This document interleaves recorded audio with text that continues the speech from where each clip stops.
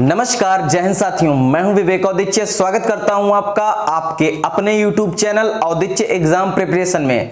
साथियों, यदि आप CTET, UP TET, MP TET, KVS, DSSB, super TET जैसी तमाम शिक्षक भर्ती परीक्षाओं की तैयारी कर रहे हैं तो प्यारे साथियों, ये चैनल खास आपके लिए है। चैनल को सब्सक्राइब करिए, साथ ही साथ जो बेल आइकन है उसको प्रेस कर लीजिए ताकि हमारी लेटेस्ट वीडियोस सबसे पहले आपको मिल सकें।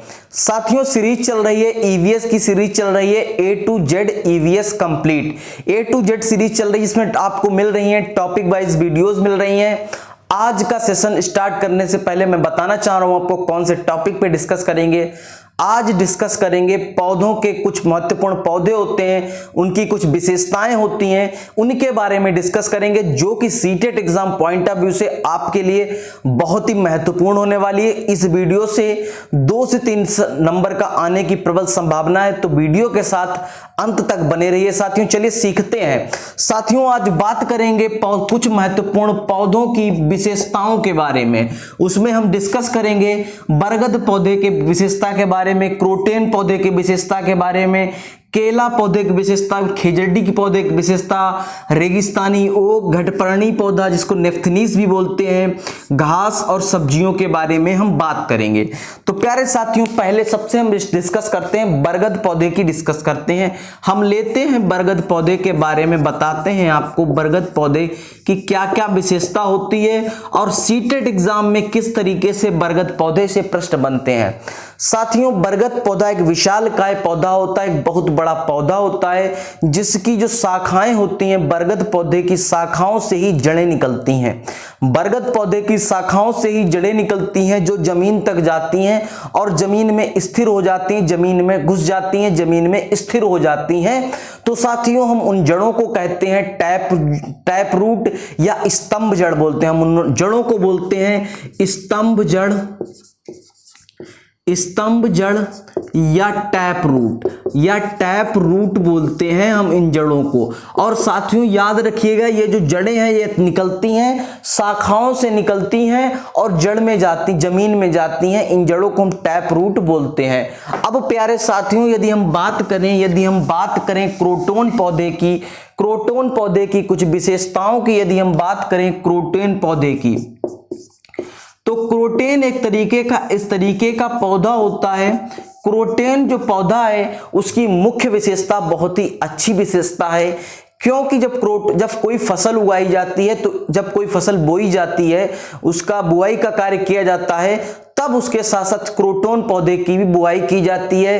क्रोटेन पौधे को भी उगाया जाता है। क्यों उगाया जाता है क्रोटोन पौधे को एक फसल के साथ? उसका एक ही कारण है कि पौधों को या फसल को सिंचाई की कितनी आवश्यकता है, यह क्रोटोन पौधा बताता है। क्रोटोन पौधा बताता है कि फसल को कितनी जरूरत है सिंचाई की। भैया चिल्लाता नहीं है क्रोटोन पौधा कि सिंचाई की जरूरत है, उसके सूखने की गति को, उसके बढ़ाव की गति को ध्यान में रख के देखा जाता है कि फसल को कितनी जरूरत है सिंचाई की। तो क्रोटोन पौधे की जरूरत, सिंचाई को देखते हुए ये क्रोटोन पौधा उगाया जाता है फसल के मध्य में। अब बात आती है केला पौधे को। यदि हम लेते हैं केला पौधे को लेते हैं, तो साथियों याद रखने वाली बात है कि केला एक तरीके का शाक पौधा है। शाक पौधा केला जो है वह शाक तरीके का पौधा है। इसका जो तना होता है वो अत्यंत कोमल होता है। इसका तना जो होता है वो अत्यंत कोमल होता है और इससे फल की उत्पत्ति होती है और ये हरे रंग का होता है। फूल और फल दोनों खाए जाते हैं। केला का फूल और फल दोनों खाए जाते हैं। तो साथियों, ये केला संबंधित पौधे की यदि हमने बात कर ली और क्रोटोन की बात कर ली, हमने बरगद की बात कर ली। अब साथियों, अब आते हैं उन पौधों पे बात करते हैं जो सीटेट एग्जाम में पिछली बार पूछे जा चुके हैं, जो इस बार पूछे जाने की संभावना है। एक खेजड़ी नाम का पौधा होता है। खेजड़ी, कहीं कहीं पे खेजड़ी लिखा होगा, कहीं कहीं पे खेजड़ी लिखा होगा। आपको याद रखना है खेजड़ी नाम का एक पौधा होता है। साथियों, ये रेगिस्तानी क्षेत्र में पाया जाता है। सबसे पहली बात, क्षेत्र इसका है रेगिस्तानी क्षेत्र में पाया जाता है। क्यों ये रेगिस्तानी क्षेत्र में पाया जाता है? क्योंकि खिजड़ी पौधे रेगिस्तान में इसलिए पाया जाता है, इसको उगाने के लिए पानी की अत्यंत आवश्यकता नहीं होती है, पानी की अत्यंत आवश्यकता नहीं होती है। इसकी फलियों को खाया जाता है, फलियों को सब्जी के रूप में इसकी खाया जाता है। साथ ही साथ इसके पेड़ की जो छाल होती है उसको एक औषधि के रूप में लिया जाता है। एक महत्वपूर्ण बात खिजड़ी के पौधे की, एक महत्वपूर्ण बात यह भी है कि इसमें कीड़े नहीं लगते हैं, इस पौधे में कीड़े नहीं लगते हैं। खिजड़ी पौधे की एक अत्यंत महत्वपूर्ण बात है। तो आपने खिजड़ी पढ़ लिया, केला पढ़ लिया, क्रोटोन पढ़ लिया, बरगद पढ़ लिया। अब उस पौधे की बात करते हैं जिससे 8 दिसंबर 2019 को जो पेपर आया था उसमें भी पूछा गया और कई बार उस पौधे से पूछ लिया गया था, रेगिस्तानी ओक। रेगिस्तानी ओक एक पौधे का नाम है, रेगिस्तानी ओक, जो कि आपके NCERT EVS कक्षा 3, 4, 5 की बुक में इसका वर्णन आपको देखने को मिल जाएगा। तो रेगिस्तानी ओक पूछा गया था कहां पाया जाता है। बहुत विद्यार्थियों ने राजस्थान लिख दिया, बहुत विद्यार्थियों ने रेगिस्तान लिख दिया। तो प्यारे साथियों, रेगिस्तानी ओक जो पौधा है वह ऑस्ट्रेलिया में पाया जाता है। ऑस्ट्रेलिया के रेगिस्तानी क्षेत्र में पाया जाने वाला एक पौधा है रेगिस्तानी ओक। इसकी बहुत सारी विशेषताएं हैं। रेगिस्तानी ओक जो पौधा होता है इसकी जो जड़ होती है बहुत गहरी होती है, पानी तक जाती है। रेगिस्तानी ओक की जो जड़ होती है वह पानी तक जाती, जमीन में पानी जहां पर स्थिर होता है वहां तक जड़ जाती है।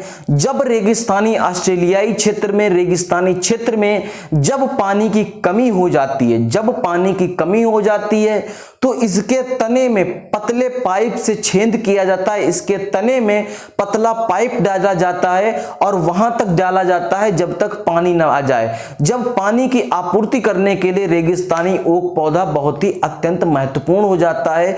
जब रेगिस्तानी क्षेत्रों में पानी की कमी आ जाती है तो रेगिस्तानी ओक पौधा पानी की कमी को दूर करने का कार्य करता है।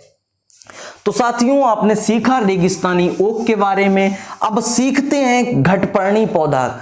घटपर्णी पौधा या नेफ्थनीस पौधा भी इसी को बोलते हैं, घटपर्णी पौधा, घटपर्णी पौधे या नेफ्थीन्स पौधा, नेफ्थीन्स पौधा इसको बोला जाता है, घटपर्णी पौधे को। तो प्यारे साथियों, घटपर्णी पौधा क्या होता है? हम घटपर्णी पौधे के बारे में यदि बात करते हैं तो घटपर्णी पौधा जो होता है उसका आकार सुराही की भांति आकार होता है। एक पौधा ऐसा जिसका आकार सुराही की भांति होगा, सुराही के आकार का पौधा होता है। और इसकी खास बात यह होती है इसमें एक अलग तरीके की सुगंध आती है। घटपर्णी पौधे में एक अलग तरीके की सुगंध आती है जिसको देख करके कीड़े मकोड़े उसके पास आते हैं।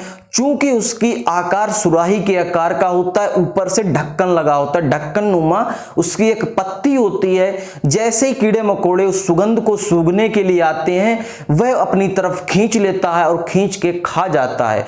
कहा जाता है ऐसा कौन सा पौधा है जो कीड़े मकोड़े खाता है? तो घटपर्णी पौधा एक ऐसा पौधा, नेफ्थनीस पौधा एक ऐसा पौधा है जो कीड़े मकोड़े खाता है, सुराही के आकार का होता है, एक अत्यंत अलग तरीके की सुगंध आती है। इतनी तो इसकी बातें हो गई। ये कहां पाया जाता है? भारत में ये कहां पाया जाता है? यदि बात कर दी जाए तो भारत में ये पाया जाता है मेघालय में, और विदेश की यदि बात की जाए तो इंडोनेशिया और ऑस्ट्रेलिया में यह पौधा पाया जाता है। तो साथियों, आपने घटपर्णी पौधा की बात कर ली है, तो अब बात करते हैं घास पौधे की बात करते हैं। घास पौधे में अभी मैं आपको एक बात बताऊंगा, आपको लगेगा वो कोई वृक्ष होता है लेकिन वह भी एक तरीके की घास है। सबसे बात और महत्वपूर्ण बात, इंपॉर्टेंट बात, जो बांस के पेड़ होते हैं, जो बांस के पौधे होते हैं, वो सबसे बड़ी घास बोली जाती है। सबसे बड़ी घास यदि विश्व में कोई है तो बांस के पौधे जो होते हैं वे घास में आते हैं, वह घास होती है। सबसे बड़ी घास बोली जाती है बांस के पेड़ को। तो साथियों दूसरी बात एक आती है कि घास की और क्या विशेषता है। देखिए घास की एक विशेषता है कि उसकी जड़ जितनी जमीन के अंदर होगी उससे कहीं गुना ज्यादा उसकी जो लता होगी, उसकी जो तने होंगे वह जमीन से बाहर होगा। जितना पेड़ पौधा, जितना घास का पौधा जितना जमीन के अंदर होगा उससे कहीं गुना ज्यादा जमीन के बाहर होता है। यह घास पेड़ की विशेषता होती है। अब साथियों हम बात करते हैं उन सब्जियों की जो हमारे देश में लाई गई, कहीं ना कहीं से हमारे देश में लाई गई। हमारे देश में जो कहीं ना कहीं से सब्जियां लाई गई वह सब्जियां कौन कौन सी सब्जियां हैं और कौन कौन से देश से लाई गई हैं उनको मैं आप सभी लोगों को विस्तार से बताता हूं। इंपॉर्टेंट है, लिख लीजिएगा, कहीं हो सकता है सीटेट इस बार पूछ दे। यूरोप से आई गोभी और मटर, एक कविता है ईवीएस में, एक कविता है कि गोभी मटर, इस तरीके से कोई कविता है, उसमें इसका पूरा वर्णन दिया गया है। वही कविता से यहां से प्रश्न पूछे जाते हैं। यूरोप से, हमारे देश में यूरोप से आई गोभी और मटर, जिसका हम गोभी और मटर खाते हैं, ये हमारी यूरोप से आई है। यूरोप से आई गोभी और मटर। और सोयाबीन जिसका हम उपयोग करते हैं, सोयाबीन, वह हमारी आई है चीन से आई है। सोयाबीन जो हमारी सब्जी आई है वह आई है चीन से आई है। और साथियों यदि हम बात करते हैं साउथ अमेरिका की, साउथ अमेरिका की यदि हम बात करें, साउथ अमेरिका की बात करें तो जिसको हम कहते हैं सब्जियों का राजा कहते हैं, वह भी हमारा साउथ अमेरिका से आया। टमाटर, आलू और हरी मिर्च साउथ अमेरिका से आया। हरी मिर्च, टमाटर और आलू ये हमारा साउथ अमेरिका से हमारे देश में ये सब्जी आई है। और साथ ही साथ यदि हम अफ्रीका की बात करें, अफ्रीका से हमारे देश में कौन कौन सी सब्जियां आई, वह आई हैं मटर, बीन्स और सेम, ये हमारी आई हैं अफ्रीका से आई हैं। अफ्रीका से। तो इतनी सब्जियां इंपॉर्टेंट हैं परीक्षा की दृष्टि से, जो आपसे कई बार एग्जाम में पूछी जा चुकी हैं। तो साथियों आज आपने सीखा है कुछ महत्वपूर्ण पौधों के बारे में, कुछ महत्वपूर्ण सब्जियों के बारे में।